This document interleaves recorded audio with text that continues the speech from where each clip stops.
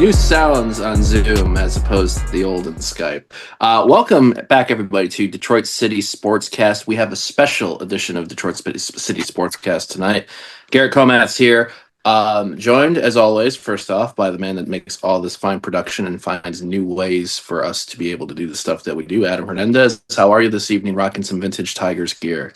This isn't vintage. This is like not long ago. Verlander's on the back of it. Like it's not vintage.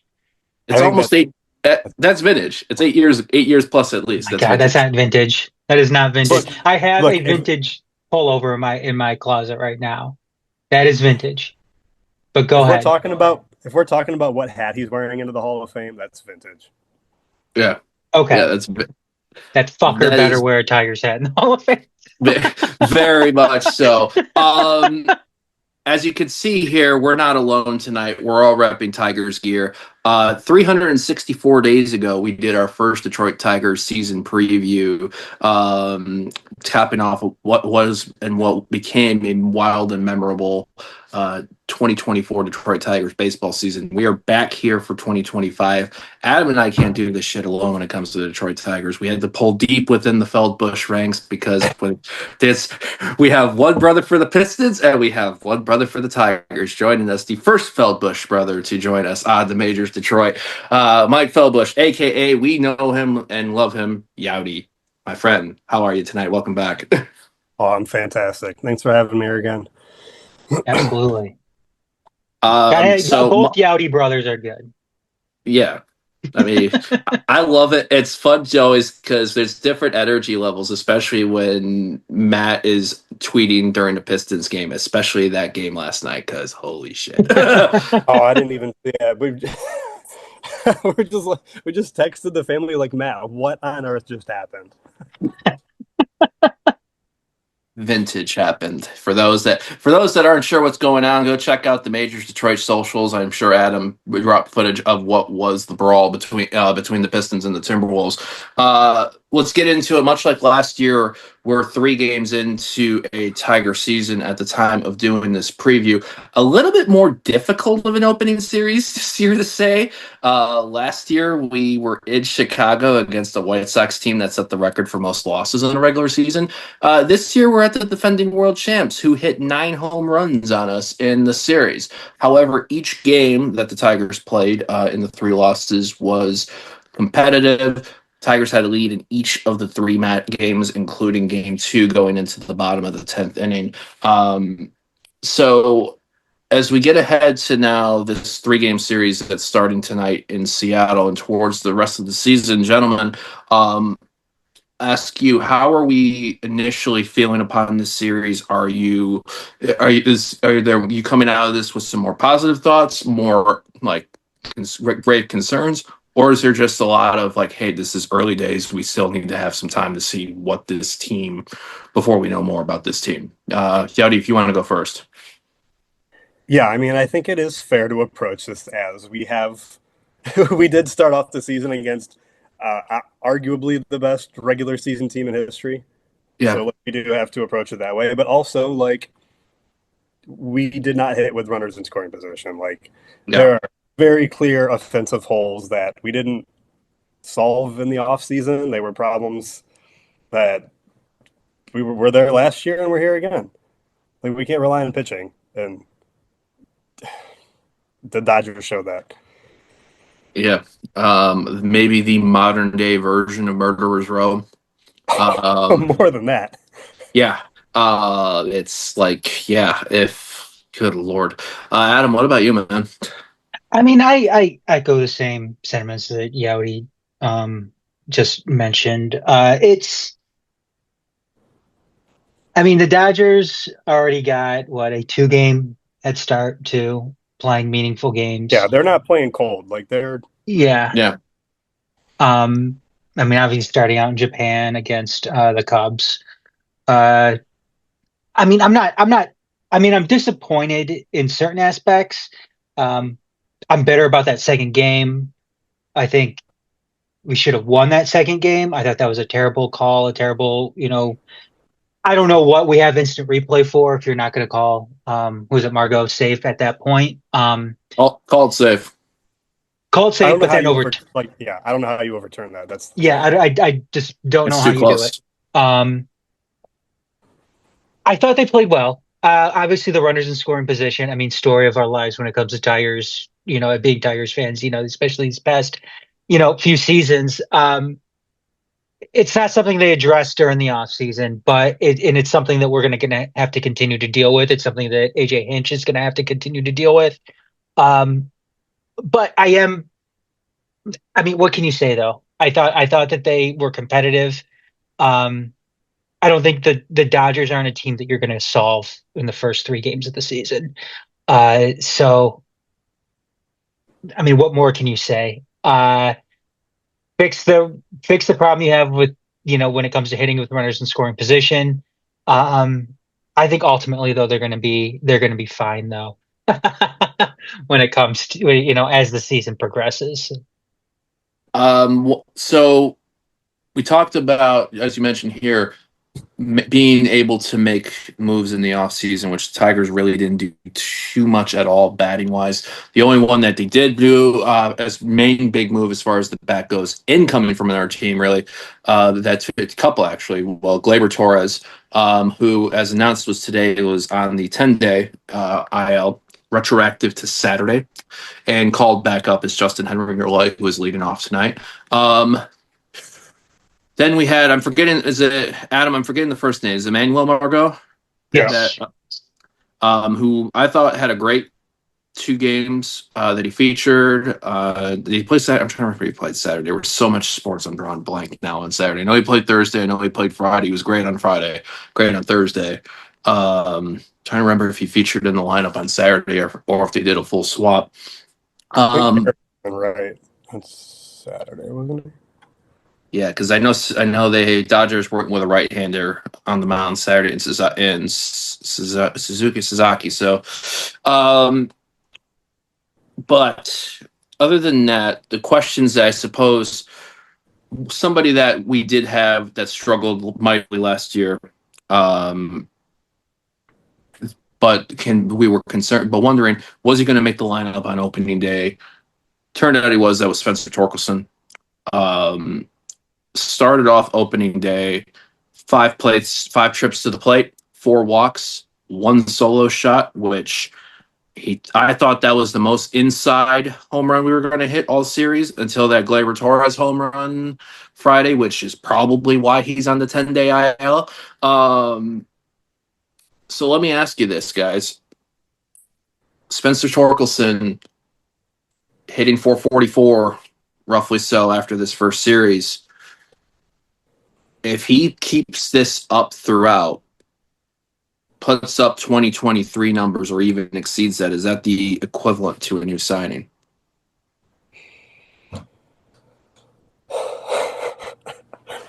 Oh man, how many years of service time does he have? Do you know? Off the top of my head, I am not sure. Adam, you might be able to take a look at I could try. that. I could try to look it up. I mean, look, what I know right now is that Spencer Torkelson is by far our best looking hitter right now, which I did not expect to come into spring saying. He just looks like a new player. He's got a new batting stance, which looks great. I mean, he's clearly seeing the ball better than he ever did. I mean, he Yeah. missed so many. He missed so many fastballs in the zone in his last 2 years, and like this looks like a different guy. Well, we keep him past 3 games. I don't know. That's a question for Torque. But from what I've heard, his approach seems to be drastically different, and he seems to be like dead set on this new approach. So I'm I'm very optimistic for Torque. Yowdy, he has just over 2 years of service time. Okay, I Um, knew I knew I knew all that AAA time was. So I mean, yeah, it sucks for him, but that's basically an extra year of service time for the Tigers' perspective, getting a free year out of him, basically. So,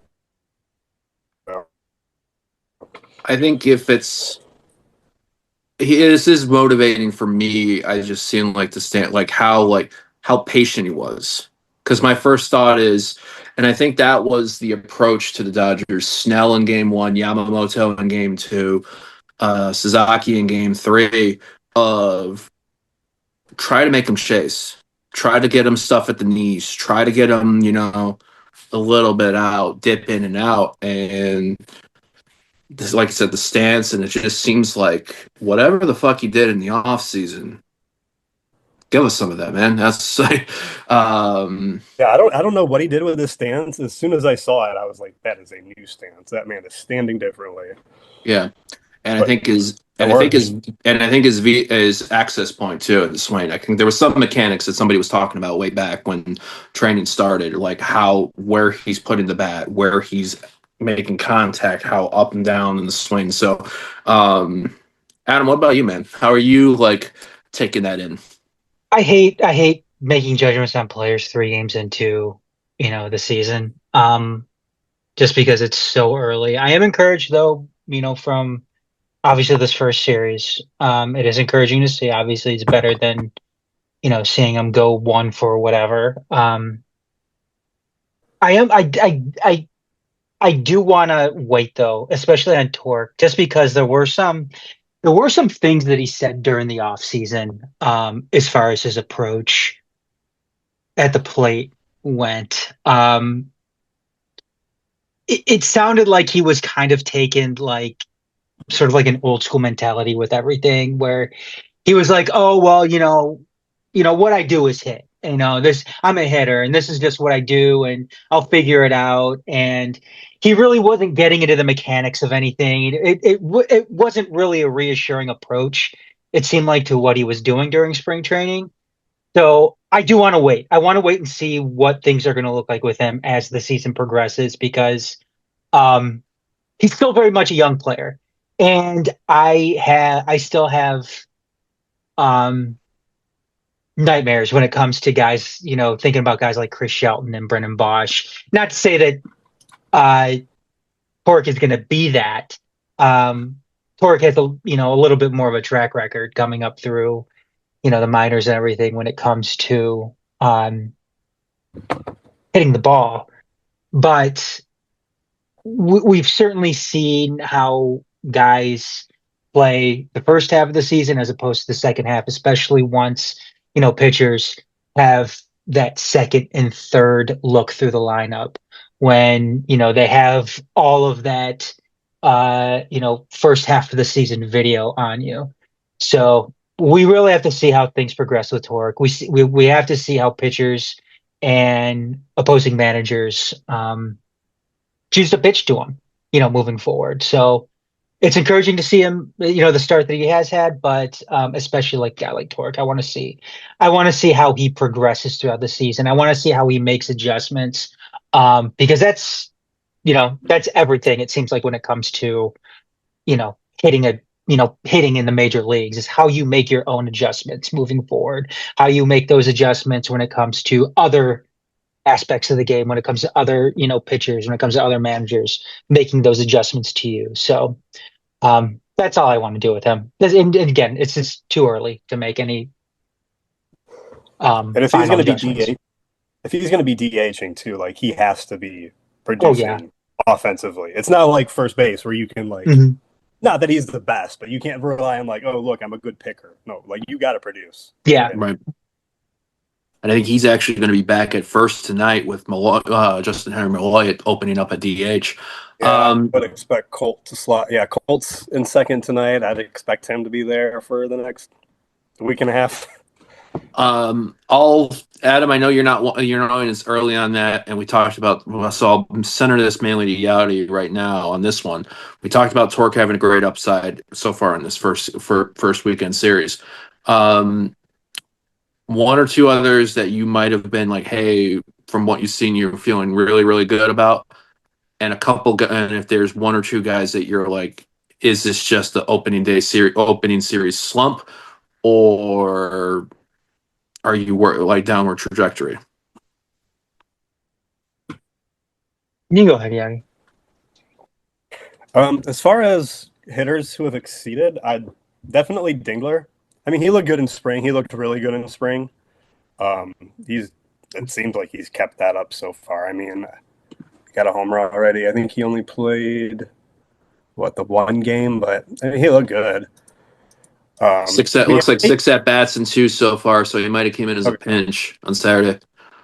Okay, I did not finish the Saturday game. I want to be clear on that. I did. Oh, I passed. I fell asleep at some point. It's the hard thing too. Like the first 6 games of the year are on a West Coast road trip. Like that's hard. Those are late games. Yeah, I mean, again, it's hard to say anything through 3 games. I can't think of anyone that's looked bad so far.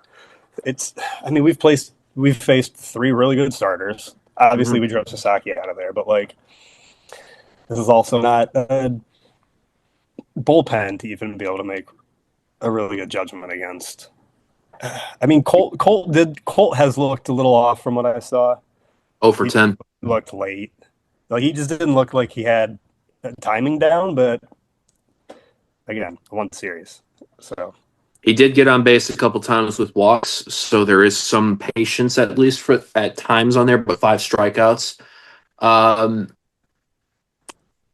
Adam, you have anyone or I really like Manuel Margot. I thought that was a pretty decent pickup. Right now he has an OPS of 1.100, which is obviously really, really good. 3 hits so far. He's gotten himself in scoring position, scored a couple of runs, and that Saturday game, like I said, he should have had the winning run there. right? So yeah, I'm encouraged by him, especially considering some of these injuries that we've had earlier on in the outfield.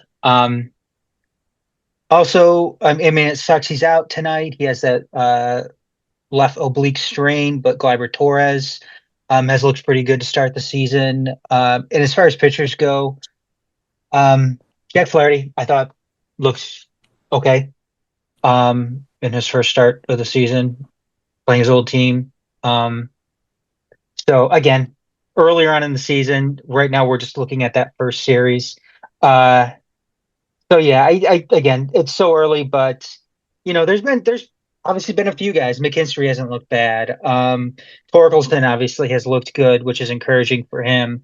Um, I mean, Riley Green has looked decent to start the year. And again, um, you want to take this for a grain of salt, or with a grain of salt, but again, they were playing The the best team Dodgers. in baseball. They were playing the Yeah. best team in baseball, who have probably the best pitching staff in baseball. They have the best lineup in baseball.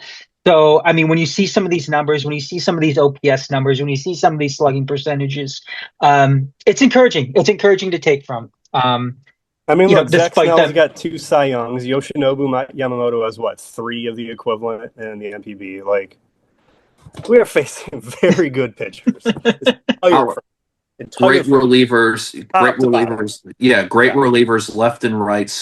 Multiple sub 2 ERAs in the bullpen. Like they just casually trotted out Tanner Scott multiple times. Like, what is this? No. It's a case for implementing a salary cap in baseball. That's what it's. But there should be I don't want to get into that. I don't want to get into that. So there should be a salary floor and a salary cap. I'm looking at certain teams that somehow went down in payroll that were already bottom in payroll. I'm looking at Miami Marlins and Athletics. Pirates have been guilty of that. So yeah, I mean but yeah, that's a the discussion media for a problem different. is that like Roki Sasaki shouldn't be able to go where he wants for whoever.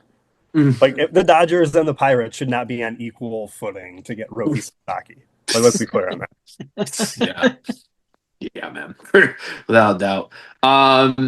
Zach McKinstry going 3 for 8. I thought was really cool. Coming on Thursday and opening day when pulling the plug real quick on Javi Baez on opening day, which shows that it's like, hey, it's maybe more so put up or shut up time on there. Ryan Kreidler, I thought on opening day, while getting 1 hit at bat, somebody who made a big play on opening day in that diving catch and can show like we may not be able to rely on him as much on the plate, but he's a great when you need a big play fielding, and I'll be curious to see how much when you have Matt Vierling coming back, when you have Parker Meadows coming back, when you have Wenzel Perez coming back, just how much where he might slide in, if he'll slide in, or does he like eventually shift down to Toledo? I think yeah, I agree. The Colt Keith thing was a little bit concerning. 2 walks, 5. But again, when you're playing a team like the Dodgers, who can fight matchup with matchup based off what you're going on there, that's going to be the curious. Did like Kerry Carpenter going up against left-handed pitching. That was a good sign of a good and how he took that at bat. It was a sac fly, but he brought in a run. So Kerry should be close to an everyday player in my book. Hitting 18 home runs in a very injury shortened year last year. I think that he's got a lot of potential, and when he steps up the bat, I think teams are scared. So unleash him. Oh, I think he should be. I think he should be the everyday right fielder. I really do. I mean, he especially in spring. I know it's really the first time he's ever really like faced like a decent amount of left-handed pitching, and like he didn't look overwhelmed. Obviously, he's not Kerry Bonds like he is against right-handers, but he's shown the ability throughout the minors to adapt. I mean, the dude was what, a 19th round pick. Yeah, I'd like to see him face more left-handed. And I mean, he clearly has like 30 home run power, and God, we need that. We need that. Riley Green that's actually a good. Riley Green led the team last year with 24 home runs. Didn't play, was out for some time. Do we have a 30 home run hitter on this squad from this team? And if so, and how, if we have multiple, and who do you think gets it? Yeah, I think he's playing DH right now. Or first base tonight, I think. I think Torque can do it. I think Torque can do it easily. I think, again, I don't want to put too much stock into 3 games, but right. Torque sounds a lot more confident in himself, which obviously is a huge step one. I mean, I think Riley can get there. He played, 120 games last year? Yeah, something along those lines. He had 24. He could do it. I mean, he's developing great. He just gets better every time I see him out there. Adam, what about you? Who's yours, if you have anyone, for hitting at least 30 this year? Hitting at least 30. I'd agree Torque can get there. I think one of the biggest things with Torque too is mentality. If he starts to slump, he probably really will slump hard. Riley, I think, could get there as well. And I'm also looking at Kerry Carpenter as well. Those would be my 3. Is that who Yowdy said too? Yep. Yeah. All right. I mean, let me pick. It's really hard. I mean, if you gave me a dark horse, like who would I say is a dark horse to do it? Man, I don't know. How long is Vierling out? I don't know. How long is Vierling out? A month. I thought it was a month. That's too much time.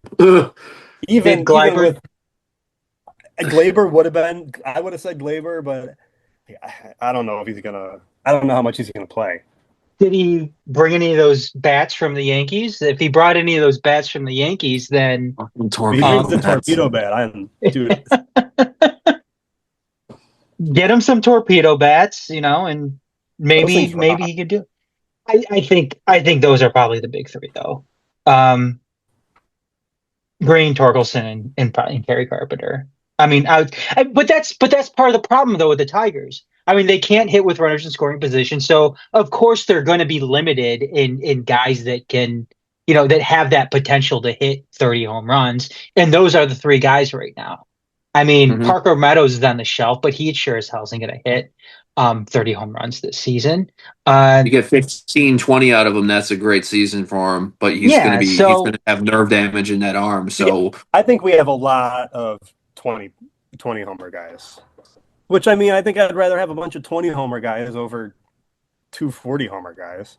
right. yeah, no, I completely agree. I mean, is Colt Keith going to get hot at some point in the season and Yeah. just completely rake in the month of June or July and maybe get close towards the end of the season? It's possible, but yeah, I mean, but what we're talking about is one of the glaring weaknesses, though, of the Tigers is not having a lineup full of guys that are consistent threats to be 30 home run hitters. It's very, uh, you just have a very specific list of guys here, and Yowdy named them before I did. So, All um, three of them. All three of them. yeah, all three of Just hold them. I'll off go. until Lorenzo gets up. I'll go Yes. Riley Green number one for me for sure. 24 and 74 last year. Also led the team in RBIs. Um, I think Torque can get there too. It all depends if there'll be a season slump. If so, how bad is it and when's it going to hit? Um, and I think if Carey plays 140, 150 games, he's going to get 30. But um, I'm just uncertain. I think he should be every day. Will he be every day? That'll be the question. We talked about uncertainty with this batting and this lineup hitting wise. One thing we know that is uncertain, that is certain, and it is a strength, and it is a revered strength by people outside of our market, is our pitching. With the reigning Cy Young Award winner and Tarek Skubal, and being able to for as how pitching chaos and the ability to mix and match that led us to that late season run and getting us through the beating the Astros in the wild card, and then taking Cleveland to five in the division series. We somehow might have, on paper, gotten stronger. Alex Cobb coming in, Jack Flaherty being the big piece. Where do the both of you stand as far as the total arm strength of this group, going into this season? I mean, I'd rank us top 5 rotation in baseball, if you ask me. I, I mean, we're not going to compete with, like, Atlanta or, oh, man, who? Philly. But, Yeah, I mean, look, I mean, having Skubal, having the reigning Cy Young, Flaherty was so good for us last year, and there was a noticeable drop off when he went to LA, yeah. and he looks back to his old self here again. Reese Olson, as long as he stays healthy, I think is one of the most underrated starting pitchers in baseball. Fantastic start last year with no run support. Yeah, yeah, he had what, like 10 runs through like 7 games. Throwing a Like, low too. yeah, Skubal would get more run support in one game than Reese Olson would get in 5. Kenta Maeda got more run support than Reese Olson. The problem is Kenta Maeda also got hit up more. I mean, we got Jackson Jobs starting tonight, Yeah. who's, apart from Sasaki, the number 1 pitching prospect in baseball. So excited to see him tonight. Mm-hmm. I mean, even Casey Mize looks every bit like a 1-1 he was supposed to be. Yeah. More than I've ever seen him look. And again, small sample size and just spring, but like I haven't seen him look that good ever. I've never seen him have an actual put away pitch until this year. And between whatever he's doing with his splitter, he's got that crazy changeup or slider he's got now. He looks like an actual like front of the rotation guy potentially. You see Kenta Maeda now becoming more of a reliever, like 2, 3 inning reliever guy. Not long term. I think we're still going to keep him around. I mean, for one, we're paying him too much to be anything but a starter, and he still thinks of himself as a starter, and I think he still can be. Someone's going to get injured eventually. I hate to say it, but it's baseball. Someone's going to get hurt. Especially too, you have a guy like Alex Cobb at that back end, getting up there in age. You never know how long, We got a lot of 37-year-olds on our team pitching. Yeah. It's me, fellow 37-year-old right here. Yowdy, you got a couple months. So yeah, I mean, I'm really excited to see Joe pitch tonight. Definite rookie of the year candidate heading into the season. I mean, too, you see what they did. I mean, You didn't even heading mention into, Tom Canley coming in, Brevia, well, not only that, I mean, they sent Urquidy. Foley down to start the year, and he was, their closer last season. Yeah.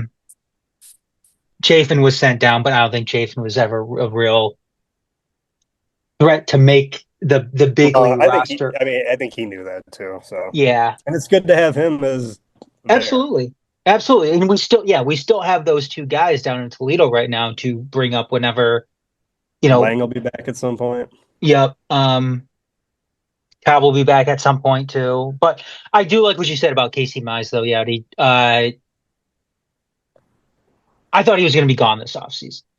Yeah. Oh, I was absolutely ready also. And I think we had this conversation at one point too last year, talking about guys who weren't going to be brought back, and Mize was Division one. playoffs, wondering if it was going to be Mize that was going to be Yeah, dropped, and it turned out he yeah, was. yeah, and he was, and he should have been, because he wasn't showing any reason to keep him He was on. an ineffective reliever in the playoffs. Absolutely, absolutely. I thought he was done.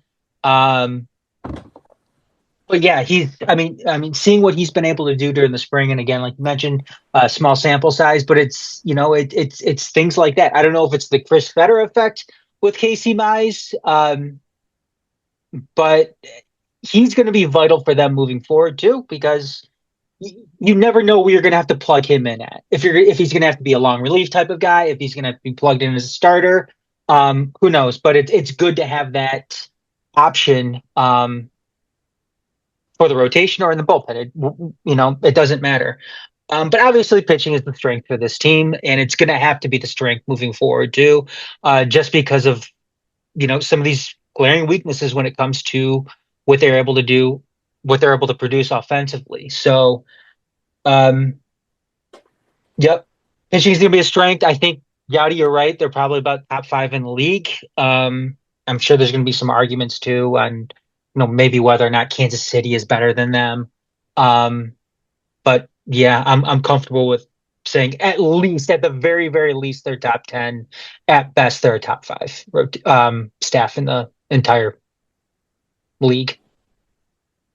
So let's get into the fun part. So last year, the three of us picked it. We were feeling confident about winning a division. I think we each said 88 to 90 wins. We were very close in wins. We did not get the division right. Cleveland so I got the 2024 Central Division up. The Chicago White Sox, we talked about, worst record in Major League Baseball history, 121 losses. The fact that loss 121 came on the day that we clinched our playoff spot with their former broadcaster, now our broadcaster, Jason Benetti, on the call. Mwah, beautiful. How can you Beautiful. not be romantic about baseball? Yeah. The Minnesota Twins in their late season collapse finished at 82 and 80. Two teams at 86 and 76, the Tigers and the Royals, both winning their wild card series. Tigers pushed the Guardians to 5, and the Royals took the Yankees to 4. And Cleveland won it at the division 92 and 69. They did not play game 162 with the Astros because both teams didn't need to play that because the playoffs were determined. So 2025. Those 5 teams, where do you rank them? And for the Tigers, how many wins do you see them getting, gentlemen? I do not think we're going to win the division this year. I think Kansas City will. Kansas City's good, man. Yeah. Bobby Witt Jr. is maybe the best player in baseball. And we have to face him for the next 10 years? Buckle up. No, I think Kansas City's going to win the division. I think they're going to go. I think they'll win like 90, maybe. I think 90 is all you're going to need to win. I think maybe we'll win 86 again, get a wild card. It's going to be a slugfest in the middle again. It is. We're Do you just. have a second in there, or do you have it, or do you have Cleveland second in that division? I have us second, You have second. Okay. and man, I don't know, somewhere between Cleveland and Minnesota, tied for third. It's going to be close. I think there's going to be. Honestly, I think the distance between man, maybe even 1 and 4 will be 6 games. It's going to be close, and we're not going to be able to beat up on the White Sox like we did. They're I going was to be just going to bad. ask you, do the White Sox lose at least 100 again this year? Yeah. Yes. Not 120. I don't think so. They brought in a lot of good prospects, and it's hard to be that bad 2 years in a row. It just is. If anything, the Angels might be that team this year. I don't. Man, I think the worst team is going to be the Marlins. I don't Yeah, I think the mean, Angels are going to be that bad. They you don't did a think the Angels? lot off season. Yeah, they lost 99 last year, so Brought in Yusei um, Gucci. They got forgot Jorge about Soler, forgot they Kenley made some moves. Jansen. They made some moves. They should not lose 90 games again. So if they do, there's something wrong with what's going on in the Los Angeles of Anaheim situation on that. Still can't believe they stuck with that name. Adam, what about you? Rank the I Central, and where do you see us? I see us finishing second behind Kansas City as well. Kansas City's again one of the best players in baseball. One of the best pitching staffs in baseball. I don't think we're going to be able to beat up on the White Sox like we did last year. So yeah, I think we probably finished again around 86 games this year with a wild card. So we go 1, 2. I'm going to say Kansas City finished 1, we finished 2. I'm going to say the Guardians finished 3, Twins 4, and then the White Sox 5. Um, but we do get in via the wild card. I just want to see some of these. Do we have the strongest division in 1 through 4, strongest division in baseball, or do you feel like, Oh, or in no. the AL, or do you feel like No. I'm going to say AL East any day. I think all those teams could finish over 500, honestly. right? That's the hardest. I mean, NL West is hard too, but that's really just, what, a three-way race? Maybe it depends on the if the I mean the Giants could make it a 4 team, but the That's Giants hard. have to be consistent. Uh, yeah, I mean, yeah, AL East is going to be between the Yankees and the Torpedo Bats, uh, Boston forking that Boston forking stupid Bregman money, and the situation with Devers, how that's going to go. Baltimore Um, still Baltimore. Baltimore still Baltimore. The Jays getting Santander. And the Rays Um, are going to pull it out because they're the Rays. who are playing In outdoors the this year. sunshine for the first time ever. Oh, Imagine God. that. They're the Rays and they're finally seeing the sun. Instead of one of the most dingiest stadiums in Major League Baseball. Um, Texas or Houston for AL West, or is this Seattle's year? Seattle's got the best pitching, I think, in the AL West. I don't know how they are with hitting, though. What if I said Oakland? Oh, You mean the team that's a team no longer a team I'm that sorry. used to? I'm sorry. What if I said the Athletics? They did take two out of. They did split the series with the Mariners. I mean, look, Brett Rooker's good. Lawrence Butler's good. Mason Miller's good. They obviously they had to, or they were going to have a players association grievance. But they did spend a lot of money in the offseason. They look good. I think the Astros are, especially after everyone they lost this year. I think they are actually on the downswing. Is Altuve still in the outfield, or is he back infield Yeah. now? He was left last I saw him. Oh my goodness. Yeah, I mean the NL. I mean NL East, Mets and Phillies battle in and out. I think in the Braves, there's a good three-way battle there. Don't expect the Nats. I think will be in fourth. Marlins will be rock bottom. NL Central. I got Reds. De La Cruz, dark horse for MVP in the NL, or more likely a favorite. He strikes out way too much. I think if he ever learns to get the bat on the ball a little more, he could be.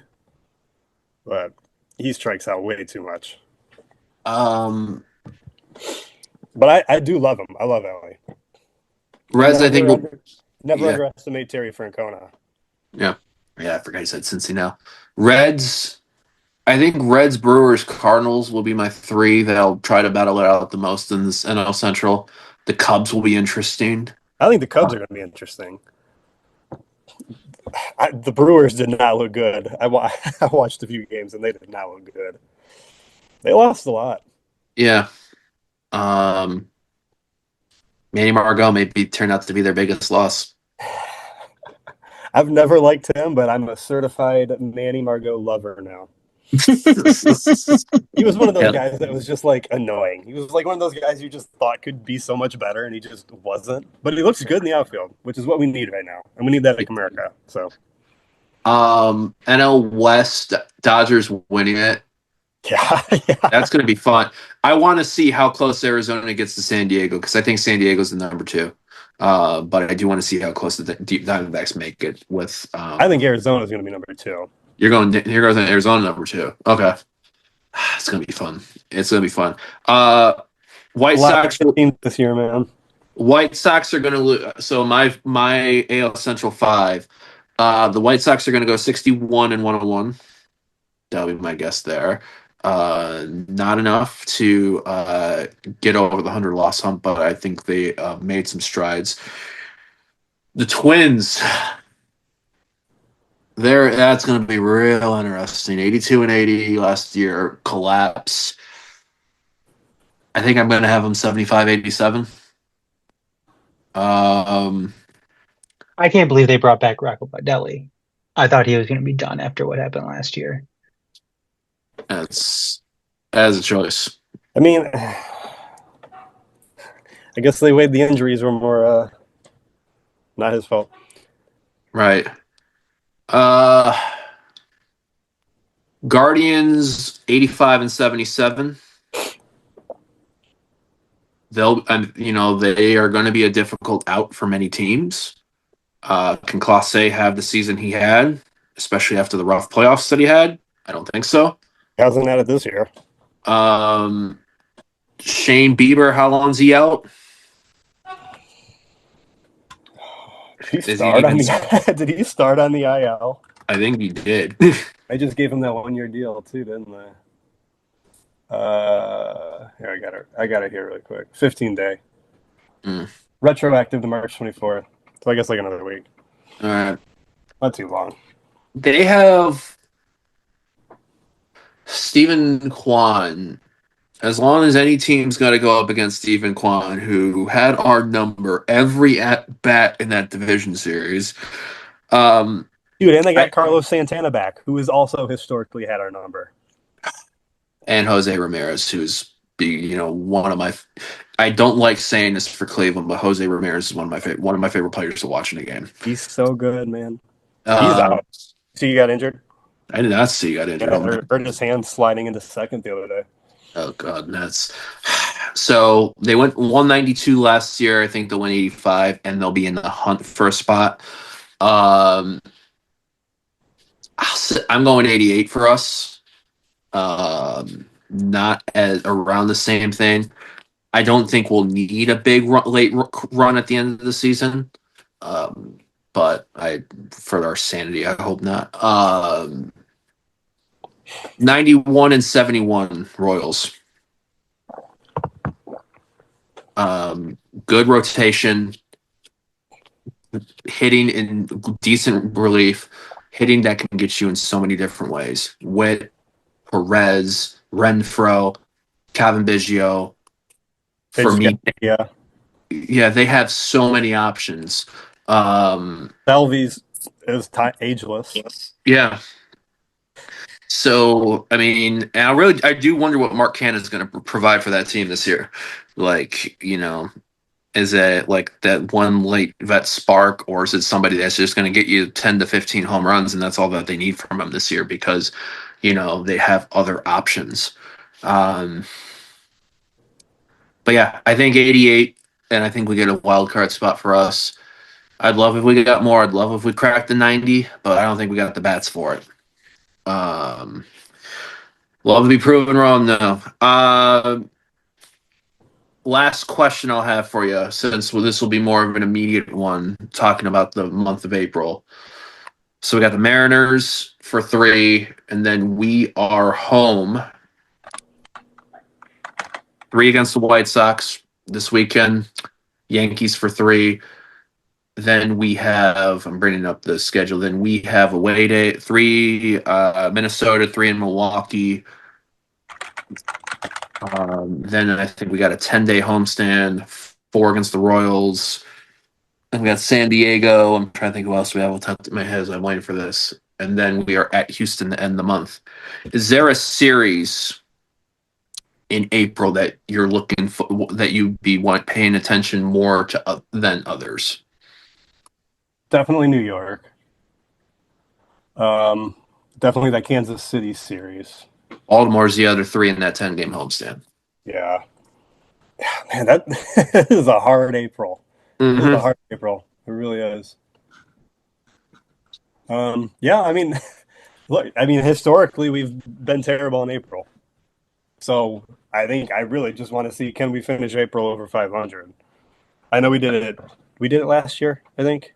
We had our best April in 10 years. It was May and June that nearly killed us. I need to see that again. Yeah. If we're going to make the playoffs, we can't get off to a slow start. We can't. And we're already in the hole 0-3. So right. Yeah, Chicago. We got to sweep that series. Mm-hmm. Yeah, we just got to get some momentum early. We have to.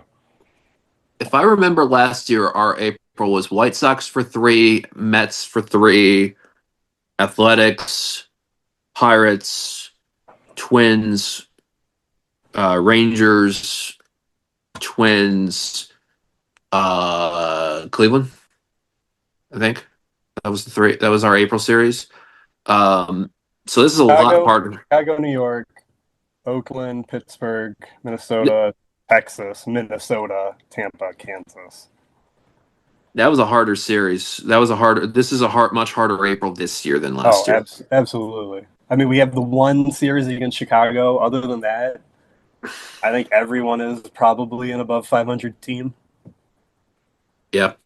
Adam, of those ones I just named off, what's the one that's going to be the most, you're going to be penciled in for the most, or paying, or like really want to see what we do the more than others?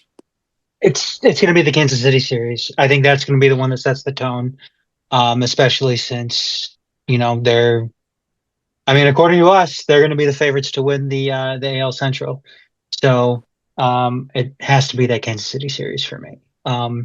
That's a series you have to win, especially if you're looking to win this division. Right. I'm going to go, I think obviously the Royals will be one. That is a 4-game series too, by the way. Mm-hmm. Yep. So we got to take that. Especially when you look at the Royals won the tiebreaker last year, and that was the difference between Kansas City, where they were in the playoffs, and we were. Granted, we had, I think, the better matchup with Houston than Baltimore, but still, that goes a bit of ways. Unless they change the seeding again this year for baseball, I'm not sure. Other than Kansas City, I'm going to go to the 3 series with the Orioles because I think the Yankees. We took 2 out of 3 against the Yankees in the home series last year, although the 3rd game was in Williamsport for the Little League World Series site. I think Baltimore will be a matchup for us similar to getting a wild card spot. So how do we match up with that? Well, with their hitting, with their pitching. And San Diego is going to be my fun series because I thought the Tigers Padres series last year was some 3 really fun games of baseball. They each offered something different. First game was like tight matchup. Second game was hitting, and then us choking a lead. The next day was Parker hitting a grand slam after I flipped it to go watch Ravens Chiefs on opening day. So 3-2, bases loaded, 2 strikes. So heads up note also too, Fox 2 is going to have 10 Tigers games on this year that are in addition to the FanDuel, including the home opener on Friday. There's going to be 2. I think it's 2 in April, 2 in May, 2 or 3 in either June or July, and then August on there. So for those that don't have the streaming services, there'll be some that you can watch out in there. I Andy can't believe Dirks. you went and turned off that game to watch that scrub football team in Baltimore. No, no. Hey, I almost wore my Ravens Super Bowl shirt tonight. Now I feel like I should have. Oh God, no! We were doing so well too. Oh, what was I gonna say on that last part? And let's see, broadcasting Oh, Andy notes. Dirks. I love him. I love Andy Dirks. He's Yep. so I do too. Andy Dirks is awesome. him and Benetti. I mean, Benetti makes everyone look good, but like the chemistry between them is just so good. Yeah. Benetti, Petrie, Dirks to end the year. The 3-man in the booth was fantastic last year. Where do you both stand about the Kirk Gibson stuff? Obviously, we saw him. I didn't because I flipped to watch the Wings game real quick during those ever-ending opening pregame festivities on Thursday. But I know Kirk Gibson threw the first pitch at Dodger Stadium. I know Matt Shepard had a hot take about the exit. Where do you two stand with it?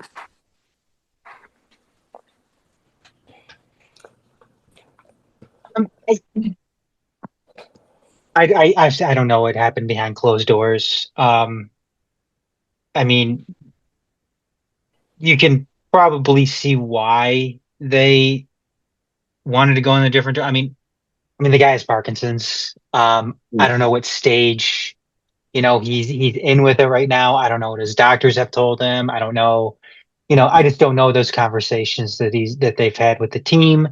Um, it's hard to get into something like that considering all these different Yeah. variables you have going on, with that particular situation. I'm glad he's still with the team though. I mean, he's still going to be a Yeah. special assistant, Yep. to the front office. But I mean, I don't know. I think that particular situation is just too, there's just too much going on with it, with him being sick and with him, managing a horrible disease like Parkinson's. Yeah. I just don't know. I don't know. It sucks to have, him go out because of what you assume is that. Just because I love Kirk Gibson. Kirk Gibson is he's a legendary Tiger. And Mhm. in some sense he's also a legendary Dodger as well. So this Legendary state of Michigan athlete. he's in the Michigan, Sports Hall of Fame too. So it's bittersweet, all things considered. Yeah. Yowdy, what was your take on that? Or if you had any? I think I immediately took to Blue Sky that night and was like, "Oh, so the Dodgers are trying to make Kirk Gibson their guy now." It's like, I mean, like I get it, but it's also like, no, like Kirk Gibson is like a Michigan sports icon. Yes. Like, dude's played almost his entire life in Michigan. It's unfortunate that he's not in the booth, and I think obviously Adam, what you all mentioned. I mean, Parkinson sucks, and dealing with it as much as he can. I'm glad he's still with the team. He should be with that team, with the Tigers in that role. I'm really curious about. Did we announce anything with Johnny Kane or no? I haven't seen anything yet. I've been looking. I thought he was going to be in the booth, but Keating's still there. So Um, I so I'm thought one. that was I thought that was the more eye-opening thing when it came to Tigers announcers than more so than the Kirk Gibson thing. yeah, I like Johnny. Yeah. He was really So good as a reporter. Yeah, I wonder. Because Keating's done after this season, I think. I know he's Yes. retiring. He's Yes. Is after it the he's end of the baseball season? Is it the probably end of the if I baseball ever get season? an I thought it may have actual, been the end of the Red Wings season. might be Yeah. that. So I just assumed he wasn't doing baseball. I just assumed he wouldn't start the baseball season. So maybe that's why they didn't announce anything yet. I don't know. But I know he's deep involved with the Pistons too, because obviously that's Yeah. going to be. He'll be a one. He'll be whenever George Blaha decides to call it, which hopefully is not anytime soon. That's got Johnny Kane's name all over it, or Pistons Studio if Mickey steps aside, Mickey York. I think it's going to be really intriguing. I love the commentary team. Last year, what listening was it felt so refreshing. I think we talked about that multiple times last year. Watching it, of course, obviously the Carlos Pena whenever he chimes in. Like one of my favorite, I said one of my favorite moments leaving Comerica Park after the 2-1 day win over the Rays last year. Was Mickey York and Carlos Pena doing the post game in the studio in the concourse. Yeah. And you're going into the air, and I'm walking by the exit, and I just walk. I'm like, Carlos Placata, and he just smiled like ear to ear and pointed. I was like, yeah, that's what's up. Um, yeah. So it's plenty of dynamics to look forward to for that home opener this weekend, Friday, April 4th, 1st of 3 against the Chicago White Sox. If you're going to go to Comerica, I think it's going to be cold. Bundle up because it's not warm yet in this state. Flaherty is the starter as of now for the home opener. So that should be a good game. Yep. Flaherty, Olsen, Job. All right. I need to air one grievance, or actually two grievances, before we sign off for the night. Let's go. I don't know what the hell Chris Ilitch is doing to our baseball field, our baseball stadium, getting rid of the Tiger sign above the scoreboard.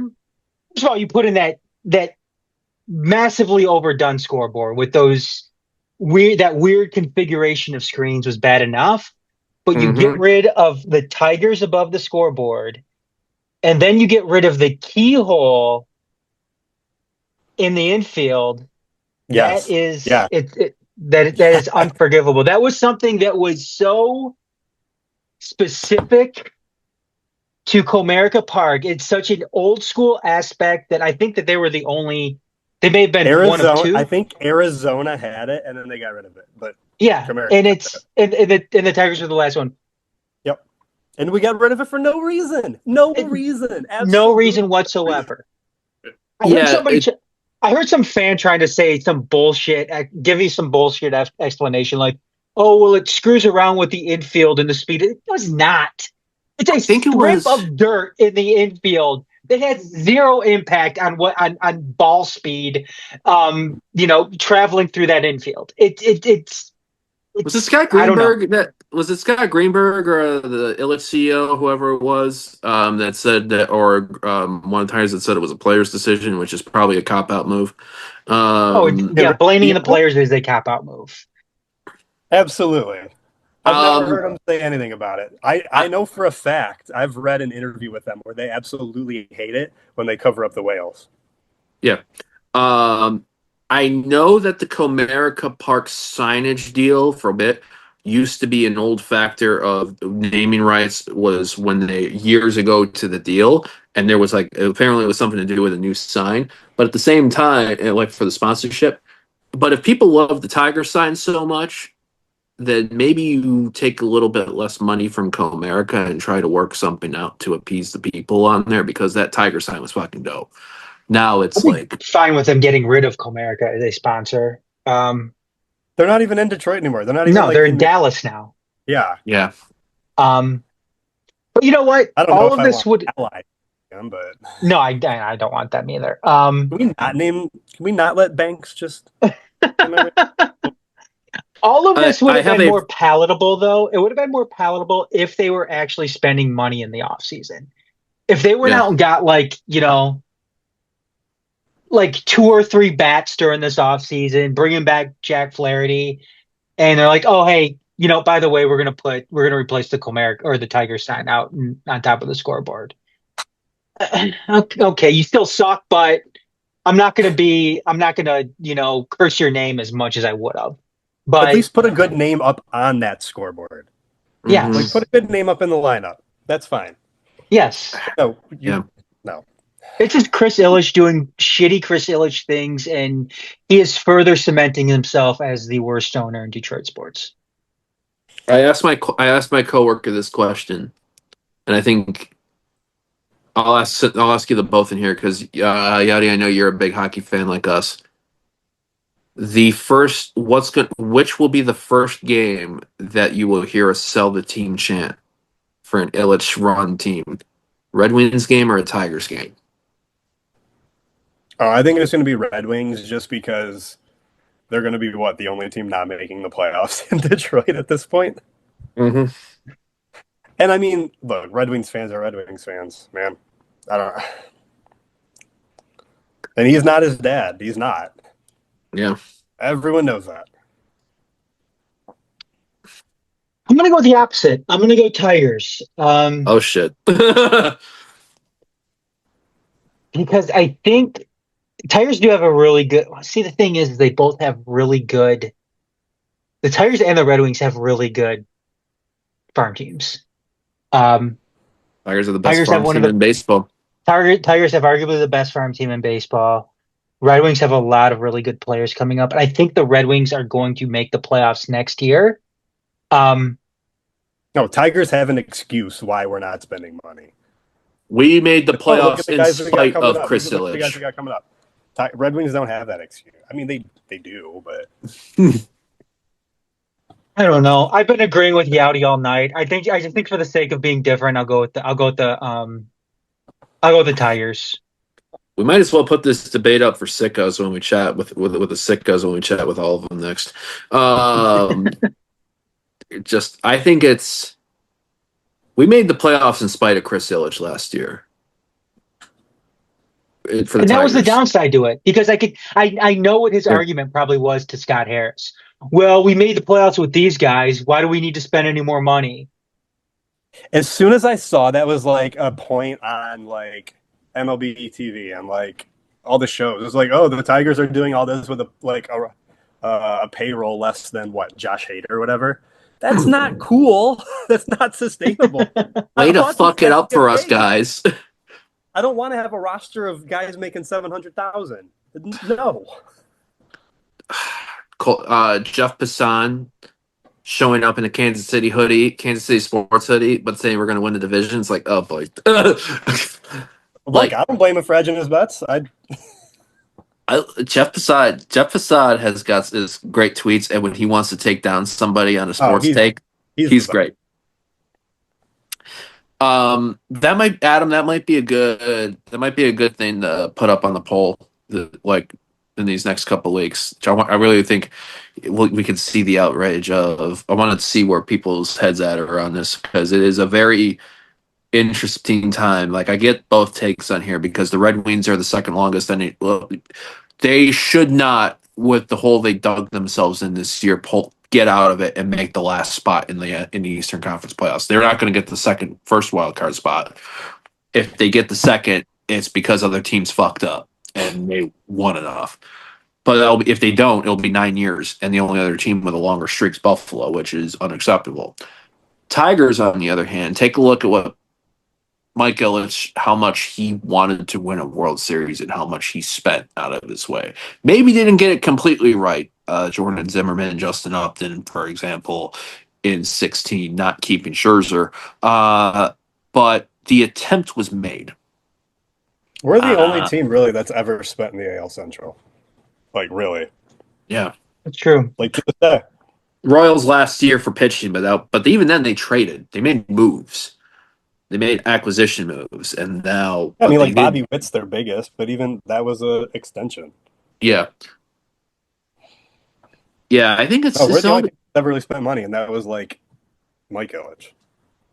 Yeah, so now that we're got all this buzz to like take the next steps, and the literal moves that are like here, make this move. we will see. Hopefully, in 6 months, end of 6 months time, we'll be ready for playoffs, excitedness, everything. It's going to be bumpy. It's We're gonna baseball. be getting ready for the World Series. Oh my God, I'm so pumped. You keeping the beard all whole year with the chops, or are you going to go back to stash at some point? Oh, I had the mustache. I just got lazy. That's the hardest part. I hate shaving, so I just do it before big occasions. Before a city match, that's when I bring the mustache. So then, it's this. Yeah, man, I hear you there. Well, hey, let's hear where can folks find you online these days for your Tigers takes and other hot Detroit sports takes? I'm on pretty much just Blue Sky at this point. At Mike Feldbeard. Ding, ding, ding. Adam, where can folks find the majors, and where can folks find you? Find me at TMS Next Adam on Twitter and Blue Sky. Find the majors at TMS Next Detroit on Twitter, Blue Sky, Facebook, Instagram, Threads, and get us on YouTube as well. YouTube.com/Majors TV and Detroit.themajorsports.com. GM Comets on Twitter, Instagram, Discord, gmcomets.bsky.social for the Blue Sky. Like I said, check out all of our stuff for Majors TV on YouTube, as well as our written content too. And yeah, it's going to be plenty of fun things to go on here. Tigers, Jackson Jobs, first MLB start. 9:40 Eastern. Let's go. 3-game series with the Mariners tonight through Wednesday, including Tarek Skubal. I think Skubal pitching in Seattle is always fun, considering he went to college there. And then home opener Friday, April 4th. 110, I believe. Is it 110 or 140? Jack Flaherty on the mound. Anyone going to the city of Detroit, please pick up after yourselves. Be responsible human beings, even though I have no faith in y'all. But yeah, that's it for another time. May all eat them up, however it is in there. Bless you, boys. Gritty Tigers, all of it. For Mike Feldbush, Adam Hernandez, Garrett Comats, thanks again for joining us, and go Tigers. Yeah.